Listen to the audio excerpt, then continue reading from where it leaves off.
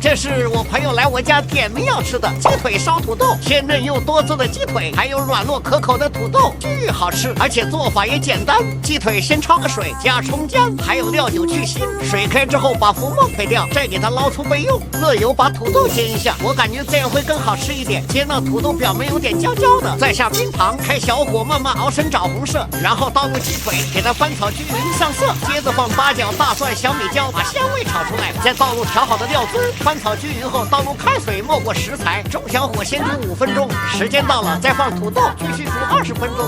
煮好了之后倒入青红辣椒，接着开大火把汤汁收浓稠，特别香，真的好吃到汤汁都不剩，快去试试。